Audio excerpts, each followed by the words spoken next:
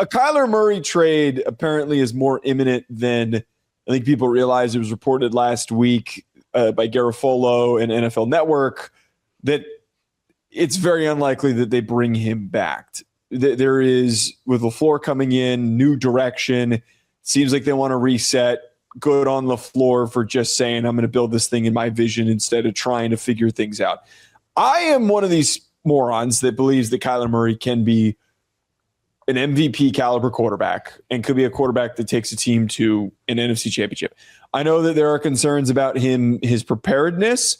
I think he is such a rare athlete for being as small and shifty as he is with as big of an arm that he has. I have buy-in for what Kyler Murray can do.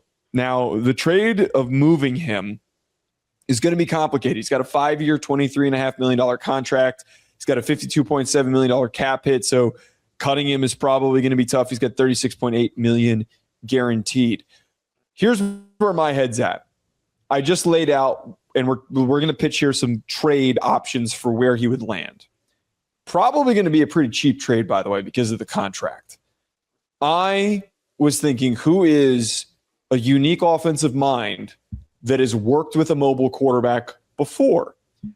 And I was kind of going through Steelers. Okay, maybe what if he went to the Jets? And then it hit me. I think if the Cleveland Browns and Todd Monken went and grabbed him, there could be, if there was the one unexpected team that was really competitive next year, if at the 6th pick they take Francis Mauigoa and they spend some money in free agency to round out their offensive line, maybe they make a trade for a wide receiver that's out there on the market.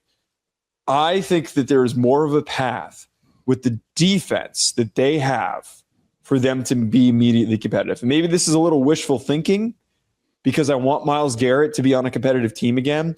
But that, to me, would be a move that no one has really talked much about, but could be one that would have massive implications if the ceiling was hit. Now, this is also a Cleveland Browns type trade where he'd come in and he would just stink and he would be hurt and it wouldn't work. And whoever would be the next backup quarterback that they would draft this upcoming year, maybe they would turn things over to Shador again. Who knows? You also already have another miniature quarterback on roster, so you're kind of used to that. That obviously means nothing with Dylan Gabriel being there, but the Browns, to me, present some intrigue. Kyler, Quinshon Judkins, Jerry Jeudy, Harold Fannin, Dylan Sampson, a respectable offensive line year in and year out, a defense that is playoff ready, that is made to get pressures late in the season, a city that's waiting to be revitalized, new coach waiting to get momentum. Like, the only problem is I'm just saying perfect timing. I'm just unfortunately they got a quarterback, man. Did you put that watch on while I was talking? Unfortunately, they have a quarterback, buddy. They have a starter, and it's time to let him shine for as much as I would like. He's a Pro Bowler. Sean, as much as I'd like for the story for Shador to work, you and I both know it's not going to. What's the team that you think that Kyler should go to? I don't hate your Brown selection, by the way, out of all gags. Dude, I mean, knowing how he deployed Lamar, they're different quarterbacks, but they're both kind of the same degree of elusive. No, man, you run the ball hard with that 2 running back duo with Quinshon Judkins is a physical hard runner who's obviously not Derrick Henry, but you can have the same approach to running the ball with Quinshon Judkins, and then you've got the space killer with Dylan Sampson.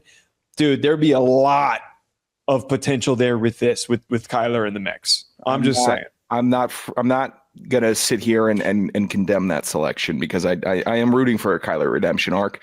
And I hope he goes to a better team than the Browns, honestly. I think that he could go to a better team than the Browns, and I think he could go to a team that literally has 21 winners around him, and the only position that they need to go and on a real playoff run is a serviceable quarterback. It could be a veteran quarterback. It could be a young quarterback that's serviceable. I think Kyler's a mix of both there. And that's the Minnesota Vikings. I think that Minnesota needs to just rip the Band-Aid off right now with JJ and say, it's been 2 years, it ain't working. Let's get Kyler in here. Let's go to the playoffs. We built this team up for JJ to go and win now. He's not doing it. He is consistently hurt. He doesn't know how to throw the ball with proper mechanics.